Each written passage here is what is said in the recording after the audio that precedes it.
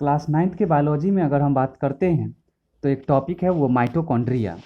तो माइटो का बात करेंगे तो सिंगुलर माइटोकॉन्ड्रिया के जो सिंगुलर होंगे वह होंगे माइटोकॉन्ड्रियन।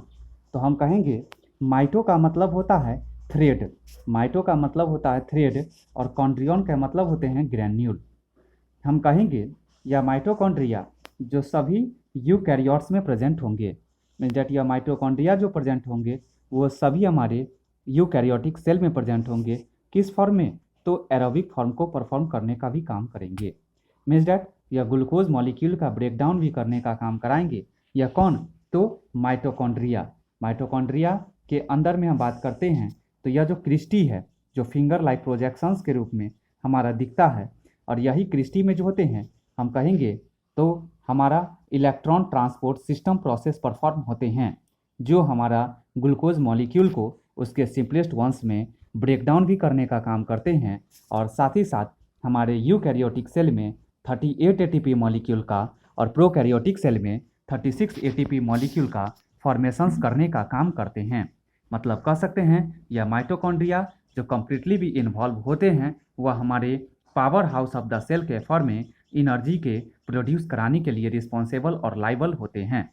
हम बात करेंगे तो इस माइटोकॉन्ड्रिया जो एब्सेंट होते हैं, तो यह माइटोकॉन्ड्रिया जो एब्सेंट जो होते हैं वह हमारे मैमल्स के रेड ब्लड सेल्स में एब्सेंट होते हैं, और साथ ही साथ यह माइटोकॉन्ड्रिया जो हमारे प्रोटोजोअन्स प्रोटोजोआ ग्रुप में जो एनएरोबिक प्रोटोजोअन्स हैं उसके अंदर और साथ साथ प्रोकैरियोट्स में भी यह माइटोकॉन्ड्रिया एब्सेंट होंगे, means that mitochondria which are completely be present in the eukaryotic cells which perform aerobic respiration. अब बात करेंगे माइटोकॉन्ड्रिया के स्ट्रक्चर का, तो हम कहेंगे कि माइटोकॉन्ड्रिया जो डबल मेम्ब्रेनस स्ट्रक्चर्स होते हैं, हम कहेंगे कि यह डबल मेम्ब्रेनस में जो सबसे आउटर मेम्ब्रेन जो होंगे माइटोकॉन्ड्रिया के वह आउटर माइटोकॉन्ड्रियल मेम्ब्रेन कहलाएंगे, जबकि अंदर का जो लेयर होगा माइटोकॉन्ड्रिया का वह इनर माइटोकॉन्ड्रियल मेम्ब्रेन के नाम से जाने जाएंगे, और आउटर मेम्ब्रेन और इनर मेम्ब्रेन के जो बीच का स्पेस होगा वह पेरी माइटोकॉन्ड्रियल स्पेस के नाम से जाने जाएंगे। साथ ही साथ हम बात करेंगे तो माइटोकॉन्ड्रिया में जो होंगे वह हमारा क्या होंगे? तो फ्री फॉर्म में माइटोकॉन्ड्रिया के अंदर जो फ्री फॉर्म में जो प्रेजेंट रहेंगे as a dot like structure के रूप में, यह डॉट लाइक स्ट्रक्चर जो मेरा राइबोसोम कहलाएंगे, और यह राइबोसोम जो प्रोटीन सिंथेसिस कराने का काम कराएंगे। और यहाँ पे जो राइबोसोम जो सब यूनिट्स के फॉर्म में रहेंगे वह 80S सब यूनिट्स के फॉर्म में रहेंगे हमारे इस माइटोकॉन्ड्रिया के फ्लूइडी मटेरियल्स के अंदर। माइटोकॉन्ड्रिया का जो फ्लूइडी मटेरियल्स होते हैं वह हमारा मैट्रिक्स कहलाते हैं।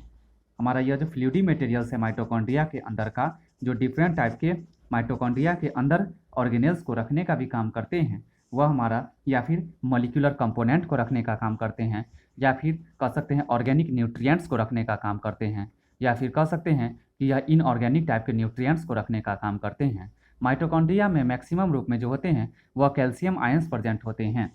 तो हम कह सकते हैं कि यह सभी इस तरह के मॉलिक्यूलर कंपोनेंट और इस तरह के मटेरियल्स और सब्सटेंसेस जो केमिकल इन नेचर के फॉर्म में होते हैं वह माइटोकॉन्ड्रिया के मैट्रिक्स में प्रेजेंट होते हैं। मीन्स दैट माइटोकॉन्ड्रिया के अंदर का फ्लूइडी मटेरियल्स, लिक्विड वाटरी फ्लूइडी मटेरियल्स जो होते हैं वह हमारा मैट्रिक्स के नाम से जाने जाते हैं। अब बात करेंगे तो माइटोकॉन्ड्रिया के ही अंदर में जो होते हैं मैट्रिक्स में वह सर्कुलर डीएनए प्रेजेंट होते हैं।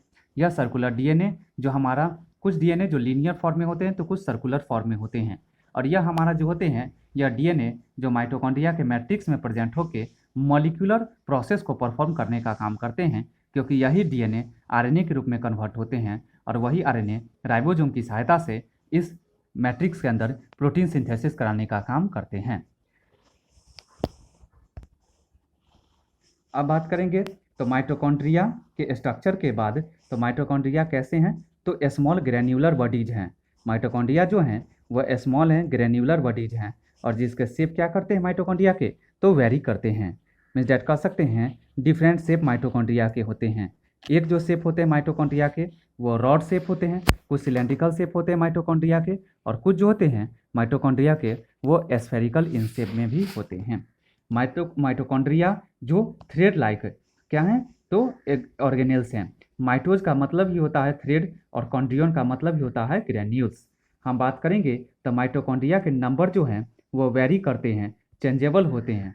कहाँ से कहाँ तक? तो फ्रॉम वन सेल से अनदर सेल में माइटोकॉन्ड्रिया के नंबर चेंजिंग करते हैं। माइटोकॉन्ड्रिया जो दो मेम्ब्रेन से घिरे होते हैं, जिसमें आउटर बाउंड्री लेयर जो आउटर मेम्ब्रेन कहलाते हैं और इनर बाउंड्री लेयर जो इनर मेम्ब्रेन कहलाते हैं। अगर हम बात करेंगे इसी में माइटोकॉन्ड्रिया के आउटर मेम्ब्रेन का, तो आउटर मेम्ब्रेन जो स्मूथ होता है और साथ ही साथ पोरस होता है।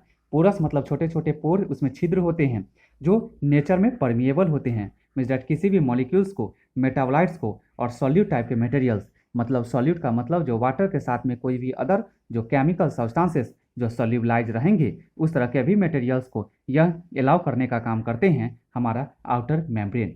जबकि अगर हम बात करेंगे इनर मेम्ब्रेन का, तो यह इनर मेम्ब्रेन जो सेलेक्टिवली परमिएबल होता है, मीन्स डैट यह हमारा जो होते हैं कंपैरिजन, किसके कंपैरिजन में सेलेक्टिव परमिएबल होते हैं, तो आउटर मेम्ब्रेन के कंपैरिजन में यह सेलेक्टिव परमिएबल होते हैं।